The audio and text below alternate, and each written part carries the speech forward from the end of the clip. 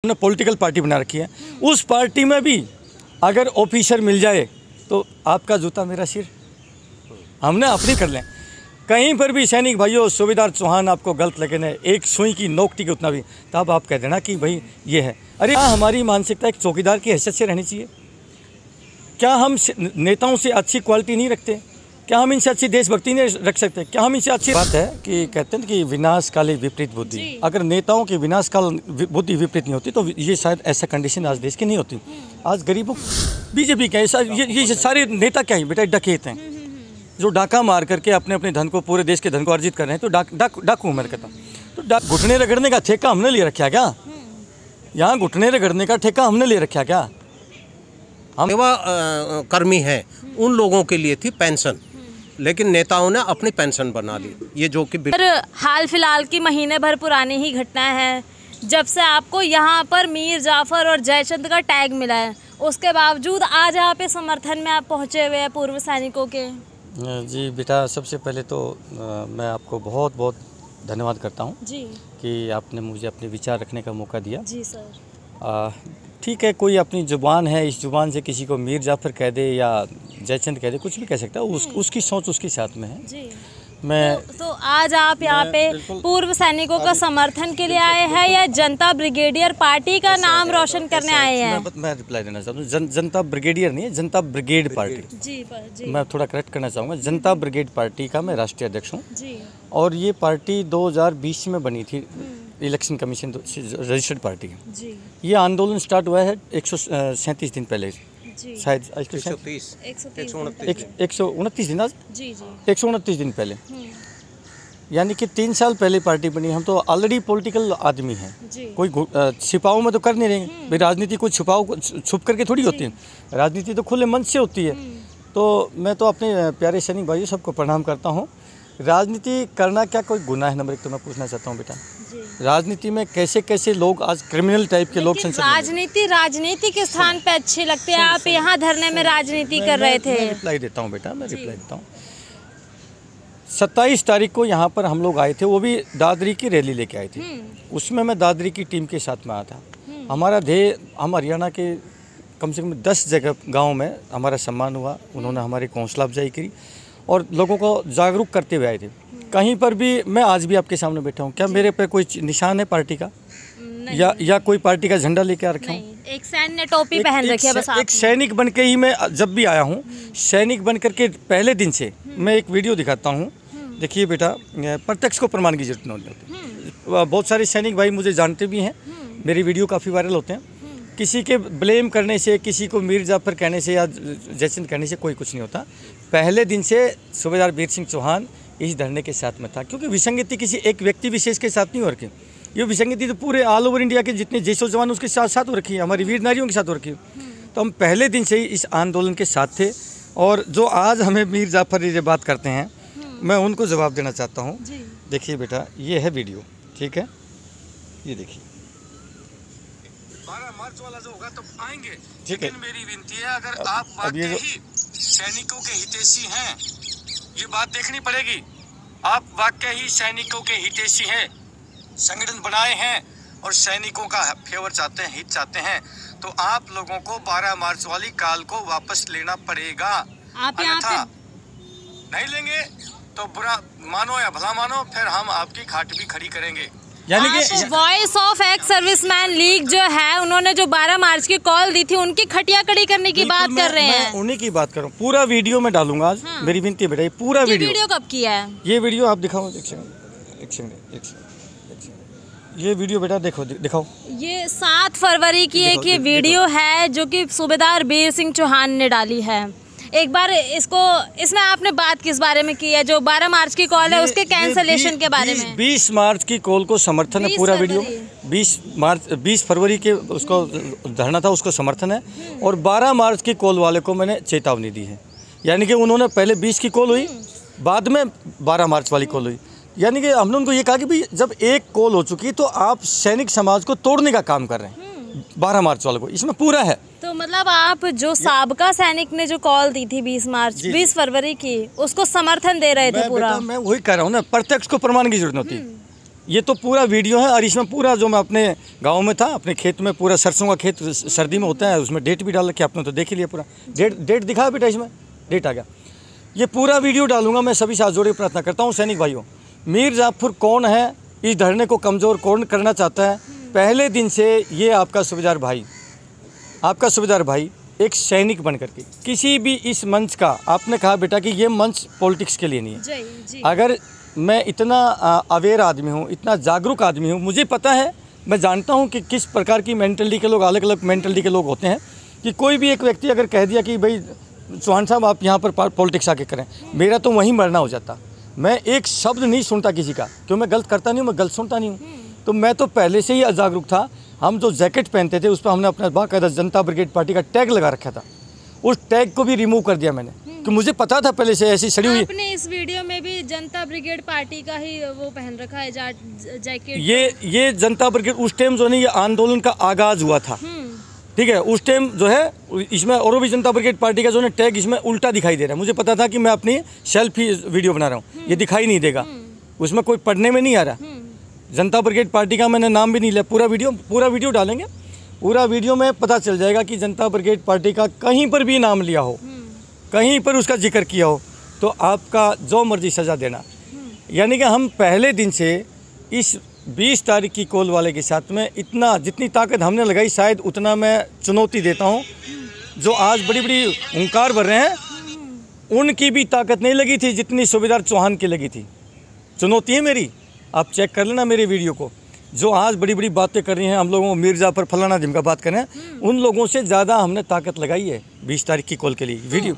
और मैंने बाकायदा इस वीडियो में भी 12 वाले को लपेट रखा है, सबको लपेटा। हम नहीं चाहते थे कि कोई भी दो फाड़ हों, एकजुट होकर के और एक ताकत बन के जब तक हम सरकार से नहीं लड़ेंगे तब तक भाइयों हम इस धरने को कमज़ोर करें।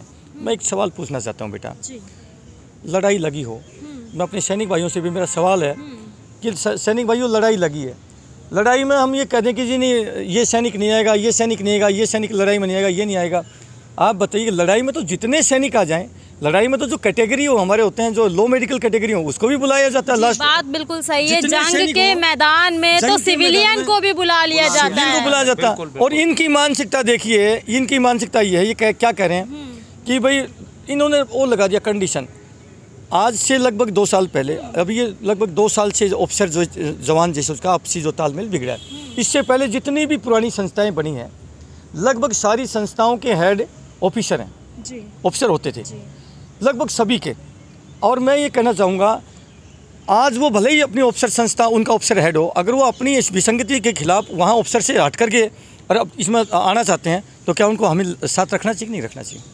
अफसर ने ही तो विसंगतियां करी है, तो अफसरों को कैसे लाया जा सकता है, ऐसा कहते हैं। अफसर अध्यक्ष है मान लिया किसी संगठन का, और वो जवान उसको एक किनारा करके और अपनी लड़ाई के लिए इस आंदोलन के साथ आना चाहते हैं, ऑफिसर को इग्नोर करके आना चाहते हैं, तो उनको यहाँ रखना चाहिए कि नहीं साथ रखना? बिल्कुल रखना चाहिए। मैं वही कह रहा हूँ, इनका मानसिकता कि नहीं, किसी भी ऑफिसर हेडेड संस्था का कोई आदमी यहाँ आना ही नहीं चाहिए। तो आप बताइए कि ये इस धरने को कमज़ोर कर रहे हैं या मजबूत कर रहे हैं? आप बताओ। लेकिन सूबेदार ज़्यादातर जितनी ज़्यादातर संस्थाएं सारी लगभग ऑफिसर हेडेड है। कुछ अब धीरे धीरे ऑफिसर और जवान का बीच में गैप होने लगे, तो अब जो नई रजिस्टर्ड हो रही हैं उसमें ऑफिसर हेडेड नहीं है, वो प्योर जवान जैसे उसकी हैं। और इवन दो मैं एक छोटा सा और सवाल उठाना चाहता हूँ, जिस दिन फेडरेशन बनाई है 9 तारीख को, मैं वहीं था बेटा जी। 9 तारीख को राठौर साहब को बनाई, राठौर साहब का वीडियो है, लाइव चला है, मैं कहूँ तो उसको भी पेश कर दूंगा। राठौर साहब जो अर्जुन सिंह राठौर हैं, जो फेडरेशन के अध्यक्ष बनाए हैं, बड़े दुर्भाग्य से मुझे कहना पड़ता है, उन्होंने खुद वहाँ उस मीटिंग में कमिटमेंट किया, क्यों साहब गलत कर रहा हूँ, आप भी वहीं थे, कि मेरी संस्था में आज भी ऑफिसर है।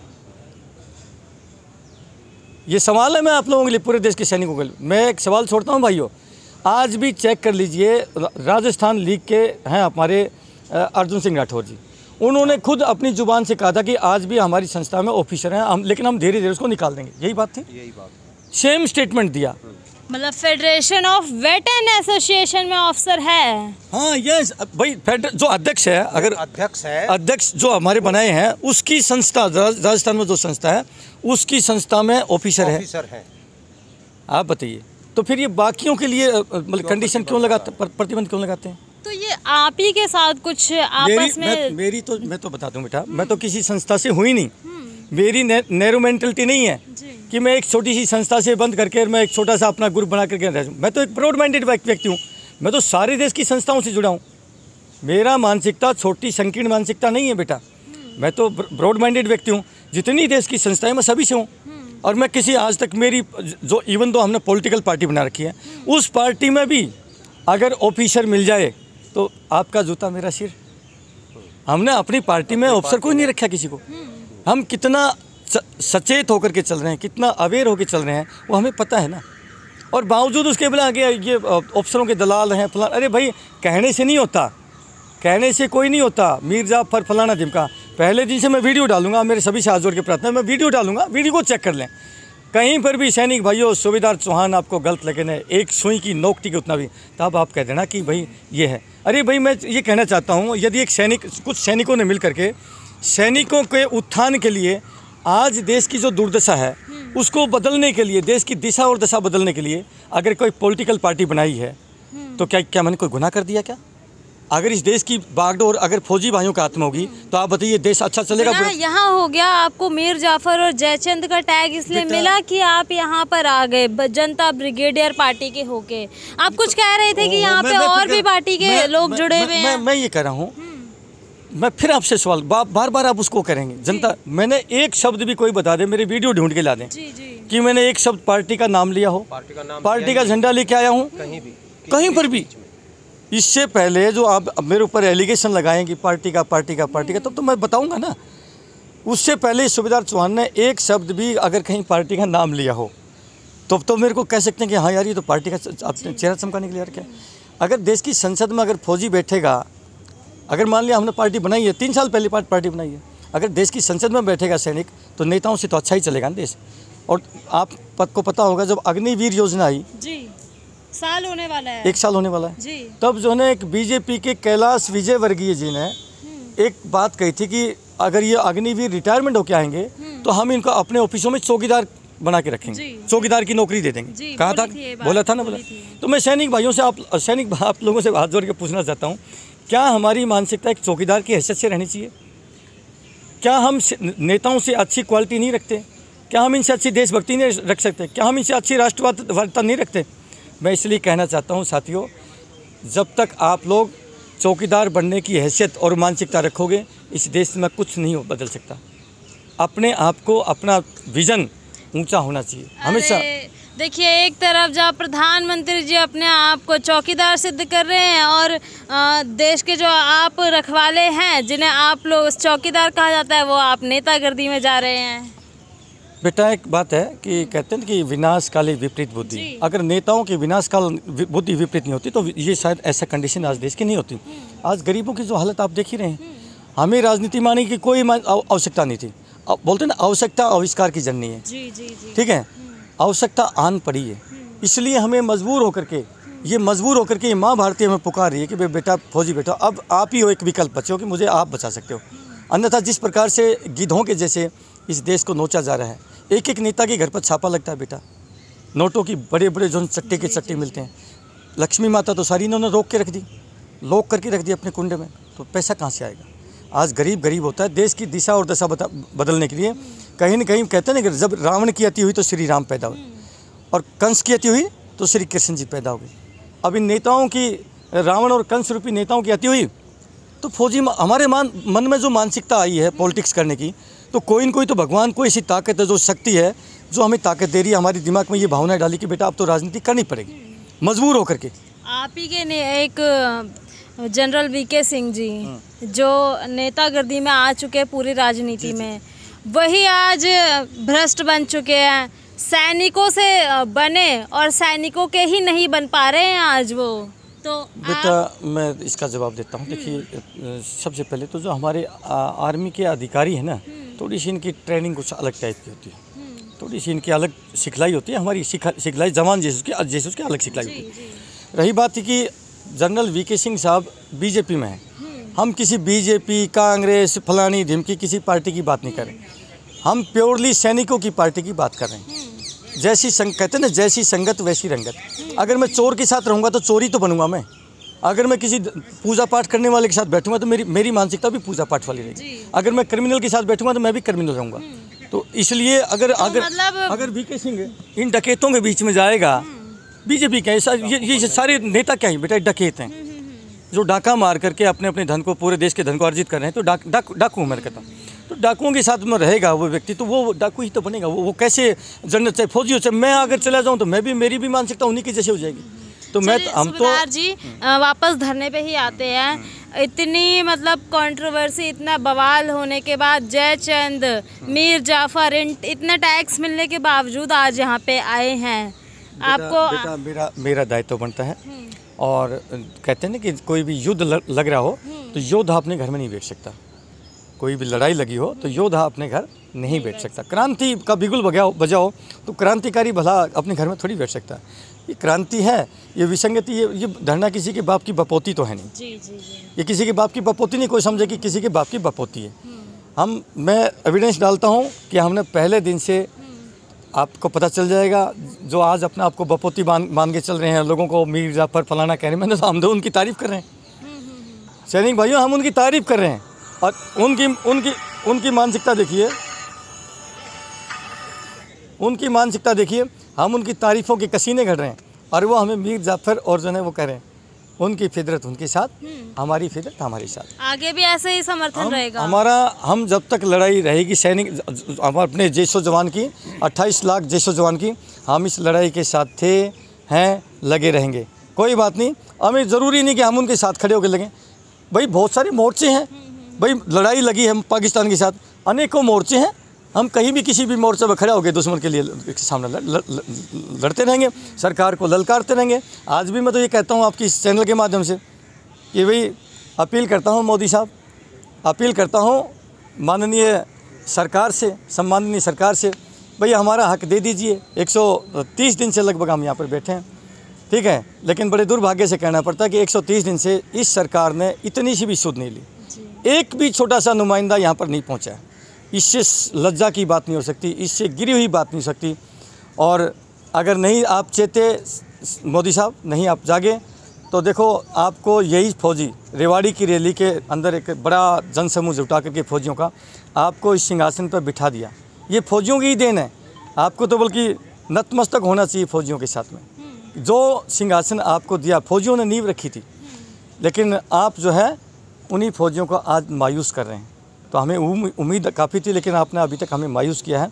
नहीं करेंगे तो 2024 में हमें मजबूर होकर के आपकी चूल्हे हिलानी पड़ेगी। बिल्कुल, हम तो खुला बोलते हैं, बिल्कुल कोई इसमें दबाव वाली बात नहीं है। 2024 में इनको धूल चटाने का काम करेंगे। फौजी हैं पूरे गांव में। और फौजी भाइयों, आपसे भी अपील है, चाटुकारिता करने से काम नहीं चलेगा। अगर हमारे देश में अंग्रेज़ों की जब शासन था, अंग्रेज़ यहाँ शासित थे देश में, अगर उस टाइम हमारे क्रांतिकारी भाई हाथ जोड़ते, भाई अंग्रेज़ तो बहुत अच्छे हो, तुम तो बहुत अच्छे हो, तुम तो चले जाओगे, देश को आज़ाद करके चले जाओगे, तो भाई कहाँ से तो जाते। जब तक उनको जगह जगह उनके खिलाफ में बिगुल नहीं बजाए गए, और जगह जगह उनको खदेड़ने की बिल्कुल बिगुल बजा दिया, जगह जगह रोक करके उनको लगा कि बेमौत मारी जाओगे, तब जा कर के अंग्रेज़ों ने इस देश को छोड़ा। बेटा टेढ़ी उंगली सीधी से नहीं निकलता, घी टेढ़ी से निकलना पड़ता है। सरकार को जब तक कि क्रांति लाएंगे, मतलब क्रांति का मतलब हम यहाँ नहीं है कि हम यहाँ पर रोड जाम विद्रोह करेंगे। नो, सैनिक का काम नहीं होता। हम ये हुड़दंगबाजी हमें पसंद नहीं है। मैं तो कहता हूँ जो हुड़दंगबाजी ये कह रहे हैं कि हम संसद का घेराव करेंगे, ये करेंगे ना, बिल्कुल नहीं करेंगे। मैं कहता हूँ बिल्कुल गलत है। अरे तो अभी यहाँ पे जो धरना चल रहा है, वीर सिंह जी ये भी कह रहे हैं जेल भरो आंदोलन चलाएंगे, संसद घेराव करेंगे, तो आप समर्थन नहीं देंगे इसमें? ऐसा है, हर एक आदमी के अपने बेटा विचार होते हैं। अगर मान लिया मैं एक सैनिक हूँ और हम कहीं भी जा रहे हैं, अगर किसी पुलिस वाले ने अगर बाई चांस डंडा मारा और वो वीडियो में आ गया, तो हमारे बेटे पोते बोलेंगे बहन तो लाठी खाता हमारा दादा घूम रहा है। नहीं, हम लाठी खाते नहीं जाए घूमेंगे, हम बता देते हैं। संसद का घेराव करना सैनिक का काम नहीं, ये हमारा काम नहीं है। हम ऐसा क्यों नहीं के लिए अगर बोले तो हम जा सकते। हम ऐसा माहौल क्यों नहीं कर दें कि हम देश की संसद में बैठ के अपने ही कलम से पास करें? हमें क्या भीख मांगने की जरूरत है? 28 लाख सैनिक परिवार है मेरा। साफ कह रहे हैं आप कि जनता ब्रिगेड, सीधे शब्दों में नहीं, उल्टे शब्दों में। मैं तो कह रहा हूँ बिल्कुल। हाँ। मैं तो कहता हूँ जब तक देश की संसद में मेरी माँ भारती का वीर सपूत्र, सीमाओं का प्रहरी जब तक नहीं बैठेगा, तब तक कुछ हासिल नहीं होने वाला, कुछ हासिल नहीं होने वाला। ठीक है, मैं किसी जनता ब्रिगेड का नहीं ले, लेकिन हाँ इनको चुनौती देनी पड़ेगी। अगर ये दे देते हैं, आप बताइए आपके कपड़े जब तक नहीं फटेंगे आपको नए कपड़े पहनने की आवश्यकता पड़ेगी क्या? जब तक फटेंगे तो फैशन का जमाना है, बिना फटे कपड़े नहीं लिए जाते हैं। तो फैशन बदलने के लिए कुछ ना कुछ तो एक नए अपने आप को चेंज करने के, तो इन लोगों को ट्रेंड में रहने, इनको लोगों को बदलने के लिए, इनको रोकने के लिए हमें भी वहाँ जाना पड़ेगा। इसके अलावा कोई रास्ता नहीं बेटा। अगर यहाँ तुम बैठे रहो, हम बैठे रहेंगे यहाँ पर 4 महीने हो गए, 130 दिन हो गए हैं, हम 4 साल भी बैठे रहेंगे, 10 साल भी बैठे रहेंगे। वो जो जनरल सतबीर वाले अभी भी यहाँ हाजिरी आके लगाते हैं, 2700 पता नहीं कितने 3000 दिन हो गए बैठे हैं ना। गलत तो नहीं कर रहा हूँ क्या? हमने बहन जी यहाँ घुटने रगड़ने का ठेका हमने ले रखा क्या? यहाँ घुटने रगड़ने का ठेका हमने ले रखा क्या? हम क्यों नहीं 2024 में चूल हिला दें और अपनी जाकर 543 सांसद हैं, हमारे 543 सांसद बैठे हैं, अपनी कलम से पास करें। हमें भीख मांगने की क्या जरूरत है? हमारा परिवार बड़ा है तो हम अपनी ताकत से क्यों ना अपना हक ले लें। मैं तो सीधी बात करता हूँ, हम चौकीदार बनने की हैसियत वाले फौजी नहीं हैं। जो चौकीदार बनने की हैसियत वाला होगा वो करेगा, जिसको दलाली करनी होगी नेताओं की करेगा। बहुत सारे सैनिक है जो आज बीजेपी में, कांग्रेस में, फलाना धिकड़ा जुड़े, हम दलाली करने वाली नहीं। मैं चाहता हूँ इन शब्दों के साथ ही मैं कुछ कहना चाहता हूँ।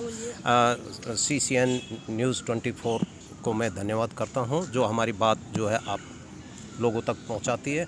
तो मैं नेताओं के लिए कह रहा हूँ कि नेता जब संसद के अंदर आए थे, आने से पहले ये क्या वायदे करते हैं, समाज सेवा और लोगों की सेवा करने के बहाने से आते हैं, और आकर के ये पेंशन हक के हकदार नहीं थे, इनको केवल भत्ते लागू थे।